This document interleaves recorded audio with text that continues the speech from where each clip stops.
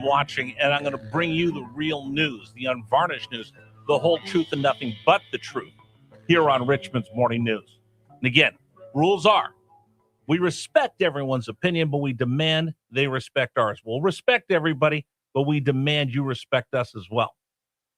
Here's what I'm going to tell you. I went with all great intentions, and you people know if you've been listening to this radio show for any time, ever since I got an opportunity to come here to Virginia, there was the thing that I was looking forward to the most, and that is spending America's 250th birthday here in the heart of where all of this happened.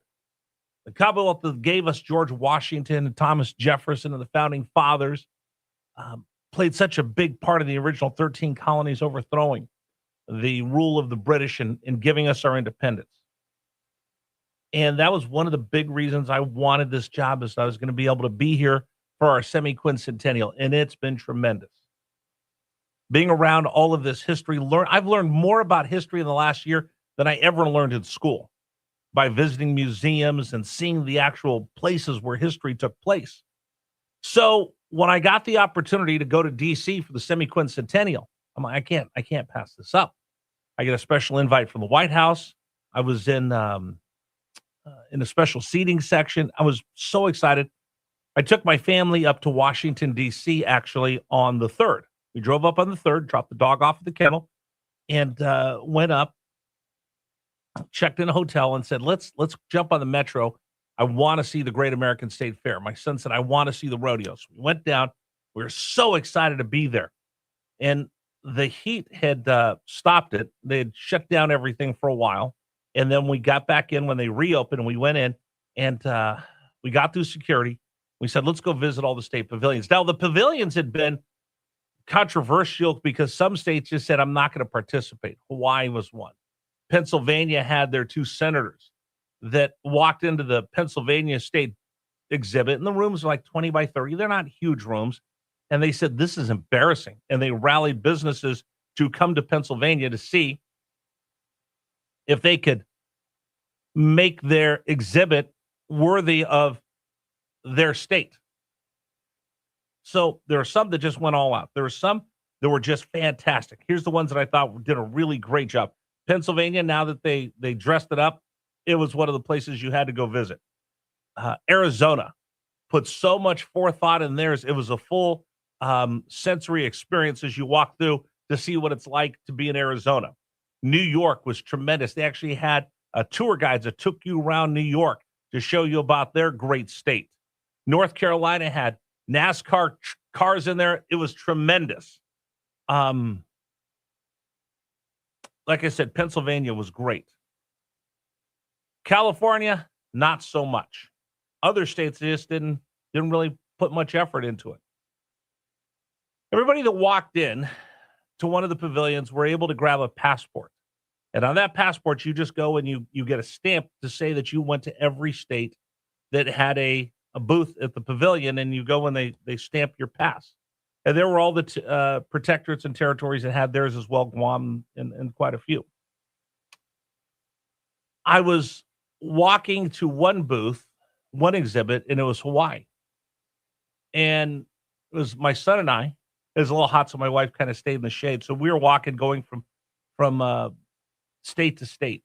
And we were blown away, Arizona. You walk in, and it's a complete submersive experience, and you get to feel what it's like being up in the north part of Arizona, up in the pines where you wouldn't think of Arizona, the desert, and then you go through Tucson where I lived, and it's the National Observatory, and you see a million stars. It was really a great exhibit, completely different than anybody else's.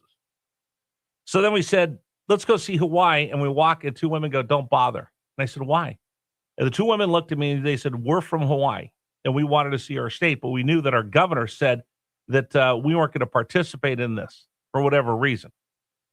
So they said they walked into the Hawaii booth, and there was no one there. There was just some signs put up, and there was no one there to stamp the passes that the kids were coming in for. So excited. These kids are walking around so excited to see everything there is to see about the different states in the union. Hawaii had not a person in there. So the 2 women who were on vacation coming to Washington, D.C. for the 4th of July from Hawaii took it upon themselves to stand there and man the booth for a couple hours, and they were stamping all the passports.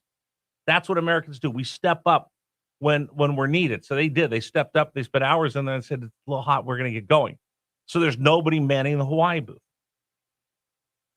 So then we got ready to go to the Virginia booth. Oh, there it is, Virginia. And I just posted it on my Instagram, Rich for America, Rich, the number 4 America. And I shared it with WRVA. Rich for America is where you can see these pictures. These are ones I took on my phone. You see the Virginia booth, and we've got a pennant that hangs off the front of our booth that says Virginia and big VA. And then you see the bicycle padlock that they used.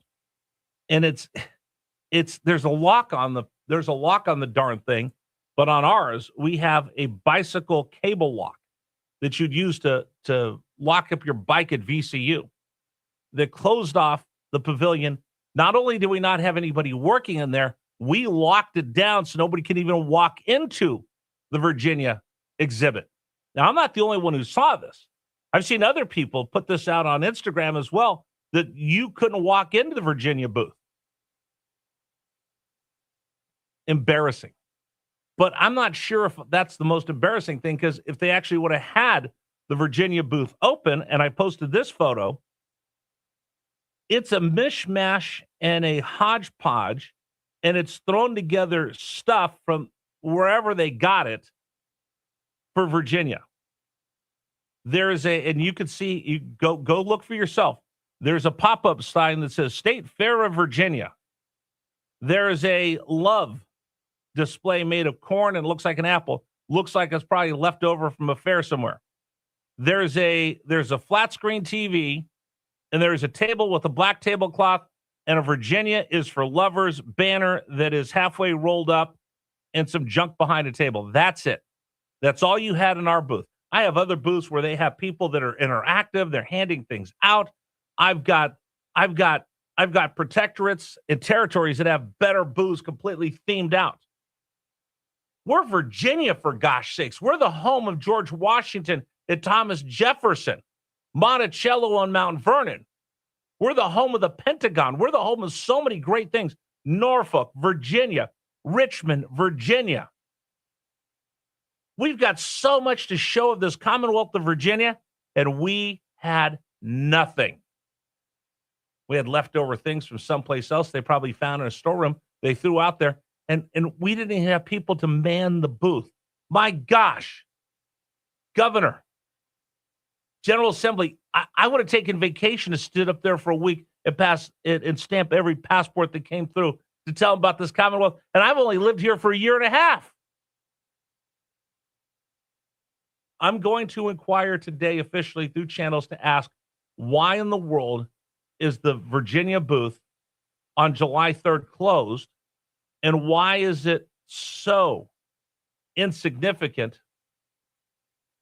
with a lack of thought to showcase our great Commonwealth? The mother of presidents is right here. How many presidents we have come out of this Commonwealth? You could have had so many great things tying into George Washington and Thomas Jefferson for the 4th of July, and we didn't even try. Virginia, we didn't even try. Why is that? Governor Spanberger, why is it that our booth, from what I could see, because I couldn't walk in, because there's a bicycle padlock that keeps me from going in to experience the Virginia exhibit, I couldn't see a photo of or anything of George Washington or Thomas Jefferson, two of the most famous Virginians that founded this country. And on our 250th birthday, there's nothing in there for our governor, nor for our nothing. It was sad, actually. And people are walking away like, where's Virginia? What's this? Looking in, peering in through the windows like, that's all Virginia has? Massachusetts, same thing. Hawaii, same thing. Why? I'd like to know why the Virginia exhibit was so poorly put together and locked on July 3rd, the day before the 4th of July, when people are coming into D.C. to experience the semi-quincentennial. We couldn't even be bothered to do anything. You could ask me, I would have gone in and found things to do. I would have rallied people. to come in. Senator Kaine, Senator Warner, we saw what Fetterman did, and we saw what McCormick did in Pennsylvania. Have you been down to our exhibit to see what's going on?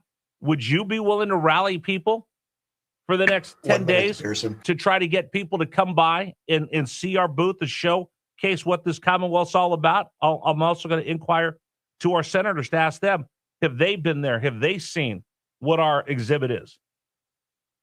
Go check it out. Rich for America on Instagram, Rich the number 4 America. See for yourself what our booth looked like. I had to take pictures because I'm not going to ask you to take my word for it, because there's people that are going, you're just MAGA, you're just this, you're just that. No, I'll show you what it looked like. The fact that they didn't even professionally get the key to lock the darn door. They just threw a bicycle cable lock on there.